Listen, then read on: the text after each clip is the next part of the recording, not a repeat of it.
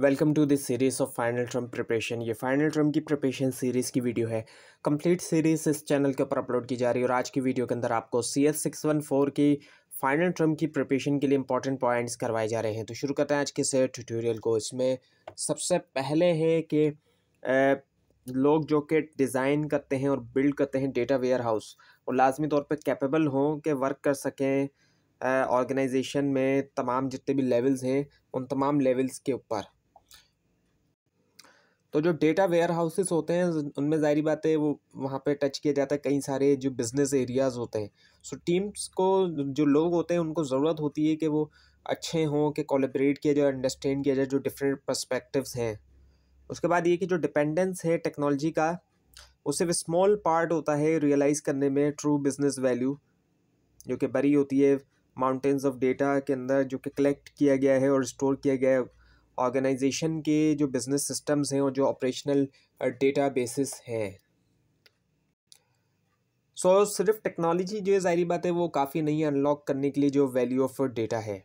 उसके बाद एक जो रिलेशनल डेटाबेस है यह अलाउ करता है आपको कि नेविगेट करें डेटा को किसी भी डायरेक्शन में जो कि अप्रोप्राइड होती है यूज़ करते हुए प्राइमरी फॉरेन की और जो स्ट्रक्चर होता है डेटा मॉडल के अंदर। उसके बाद ये कि DSS क्वायरीज जो है वो उसमें शामिल नहीं करती वो प्राइमरी की को। और उसके बाद ये है कि जो डेटा ट्रांसफॉर्मेशन सर्विस है DTS, ये प्रोवाइड करता है एक सेट ऑफ टूल जो कि आपको एक्सट्रैक्ट करने देता है, ट्रांसफॉर्म करने देता है और कंसोलिडेट करने देता है डेटा डिस्पैरेट सोर्सेज से एक सिंगल या फिर जो मल्टीपल डेस्टिनेशन सपोर्टेड है DTS कनेक्टिविटी की तरफ से। और उसके बाद ये कि जो ज़रूरत होती है कि सिंक्रोनाइज करें डेटा अपडेट के अपॉन वो कहलाया जाता है डेटा कोहेरेंसी, यानी कि डेटा को ज़रूरत होता है कि वो हो कंसिस्टेंट जब मॉडिफाई किया जाए। उसके बाद ये कि जॉइंटली लेते हुए जो एक्सट्रैक्ट प्रोग्राम है या फिर जो नेचुरली इवॉल्विंग सिस्टम जो कि फॉर्म किया जिसने एक स्पाइडर वेब, वो जाना जाता है लेगेसी सिस्टम आर्किटेक्चर के तौर पर।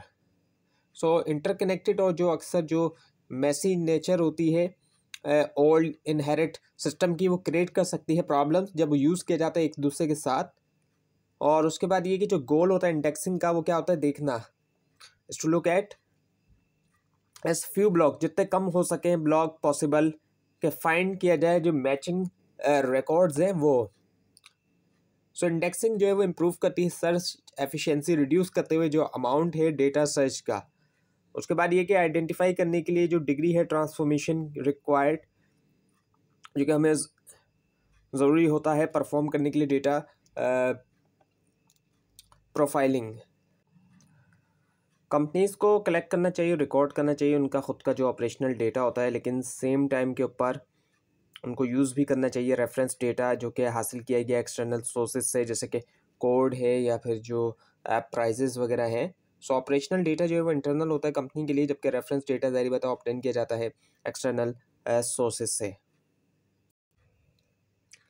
अभी ये कि जो इकोनॉमिक का थ्रेशोल्ड लेवल होता है एग्रीकल्चर एक्सटेंशन में, वो ये होता है कि पेस्ट पॉपुलेशन जो कि बियॉन्ड होती है उससे यानी आगे होती है, जो कि बेनिफिट होते हैं स्प्रे करने के, वो आउटवेट करता है उसकी कॉस्ट को। यानी कि इसका मतलब ये कि जो पेस्ट पॉपुलेशन लेवल है जहाँ पर इकोनॉमिक गेन जो है कंट्रोल का वो ज़्यादा होता है कॉस्ट के मुकाबले में।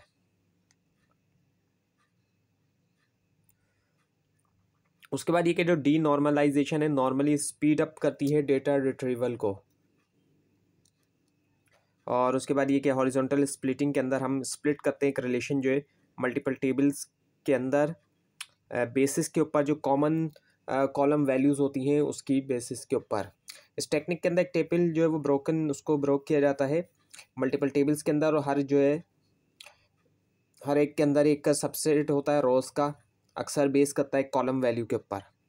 उसके बाद एक डेटा वेयर हाउस जो है उसके अंदर शामिल हो सकता है लेगेसी सिस्टम्स। उसके बाद जो मल्टी डायमेंशनल डेटाबेसेस होती हैं टिपिकली यूज़ करते हैं प्रोप्राइटरी फॉर्मेट ताकि स्टोर कर सकें जो प्री समराइज क्यूब स्ट्रक्चर्स होते हैं उनको। उसके बाद एक डेंस इंडेक्स जो है अगर इसको फिट किया जाता है मेमोरी में सिर्फ कॉस्ट आती है सिर्फ एक ही डिस्क IO एक्सेस की के लोकेट किया जाए एक रिकॉर्ड गिवन की के ज़रिए।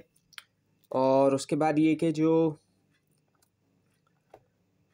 की आइडिया है इसके पीछे जो पाइपलाइन पैरेललिज्म है वो ये होता है कि लिया जाए एक बड़ा टास्क और ब्रेक किया जाए उसको सब टास्क के अंदर, जिनको प्रोसेस किया जा सकता है कंकरेंटली तौर पे एक स्ट्रीम के ऊपर डेटा इनपुट की मल्टीपल या ओवरलैपिंग स्टेजेस के अंदर एग्जीक्यूशन के। उसके बाद ये कि जो नॉन यूनिफॉर्म डिस्ट्रीब्यूशन है, जब डेटा जो है वो डिस्ट्रीब्यूट किया जाता है प्रोसेसर के अक्रॉस, वो कहलाई जाती है स्क्यू इन पार्टीशन। स्क्यू इन पार्टीशन जो है वो कहलाई जाती है। और उसके बाद ये कि DWH प्रोजेक्ट के लिए जो की रिक्वायरमेंट है वो इंडस्ट्री भी और प्रोडक्ट एक्सपीरियंस भी है। उसके बाद ये कि बहुत से डेटा वेयर हाउस प्रोजेक्ट जो है टीम्स ये क्या करती हैं, वेस्ट करती हैं बहुत ज़्यादा अमाउंट जो है टाइम का सर्च करने में, in vain for a silver bullet.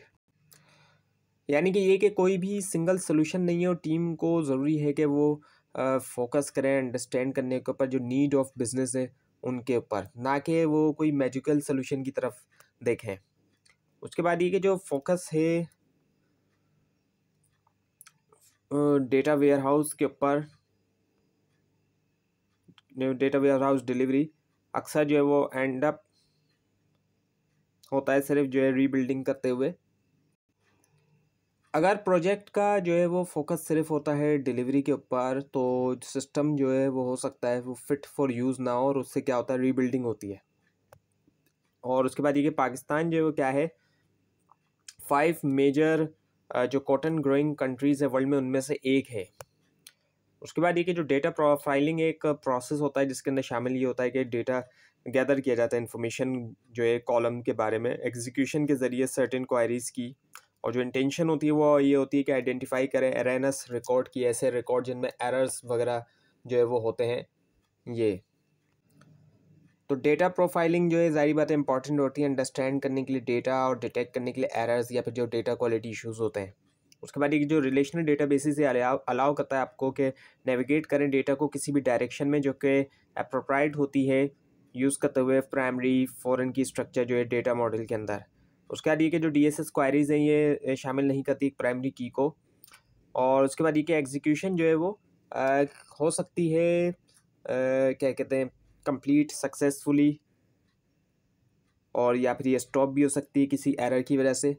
और सक्सेसफुल कंप्लीशन के केस के अंदर एग्जीक्यूशन की तमाम ट्रांजेक्शन्स जो होंगी वो कमिट होंगी जो डेटाबेस है उससे। उसके बाद ये कि ये ऑब्ज़र्व किया गया कि हर साल होता क्या है जो अमाउंट ऑफ डेटा जो कि रिकॉर्ड किया जाता है ऑर्गेनाइजेशन में वो डबल होता है, उसके अंदर इजाफा ज़ाहिरी बातें होता है। तो जो डेटा मैनेजमेंट चैलेंजेस हैं ज़ाहिरी बातें उनके अंदर इजाफा जो है हो रहा है और ज़रूरत है सॉलिड डेटा इंफ्रास्ट्रक्चर की। उसके बाद ये कि जो प्री कंप्यूटेड एग्रीगेट जो है वो क्या कर सकते हैं सॉल्व कर सकते हैं परफॉर्मेंस प्रॉब्लम्स जो है उनको। उसके बाद ये कि NUMA जो है ये इसकी जो एब्रीवेशन है इसकी फुल फॉर्म है नॉन यूनिफॉर्म मेमोरी एक्सेस। और उसके बाद ये कि एप्लीकेशन स्पेसिफिकेशन एक्टिविटी के दरमियान हमें लाजमी तौर पे देना चाहिए कंसिड्रेशन जो है ऑर्गेनाइजेशन जो होती है एप्लीकेशंस की उनको। तो ये थी आज की वीडियो। आपको इस बारे में कोई क्वेश्चन है खास तौर पर इसमें कोई मिस्टेक दिखाई दे ज़रूर हाईलाइट कीजिए। और इस पूरी सीरीज़ को देखने के लिए और फाइनल टर्म एग्जाम्स की प्रिपरेशन के लिए इस चैनल को सब्सक्राइब कीजिए, बेल आइकन के ऊपर क्लिक कीजिए। Thanks for watching this video and best of luck for your exams.